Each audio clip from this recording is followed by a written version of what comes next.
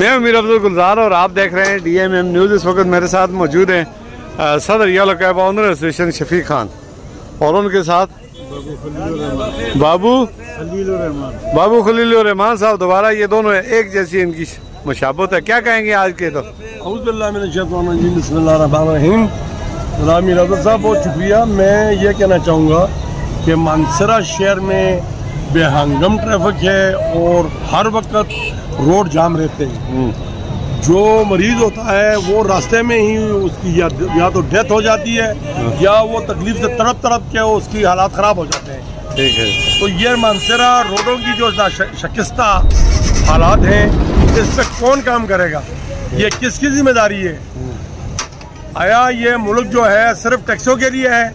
ये टैक्स वसूली के लिए है? इसके अलावा मानसरा शहर में तकरीबन 5000 बाइकें चल रही है। 5000 और वो जो बाइकें चल रहे हैं हर आए रोज उनमें क्राइम हो रहे हैं। और ये कत्ल व गारत इसी वजह से मानसरा में ज़्यादा है कि वो बाइक पे बैठ के और अपना मकसद पूरा करके वो चले जाते हैं। और कई बार हमने आला काम से ये अपील की और हमने कहा कि इनके खिलाफ कोई कार्रवाई की जाए, मगर अफसोस सद अफसोस कि हमारी दादरसी या हमारे आवाज़ पे कोई अमल दरामद नहीं करता। इसके अलावा मीर अफजल साहब, हमने हर वक्त कानून का साथ दिया है, कानून की पासदारी की है, लेकिन जो हालात चल रहे हैं इसमें लगता मुझे ऐसा है कि हमें कुछ ना कुछ करना पड़ेगा। और ये एहतजाज जो है ये हमारा हक है।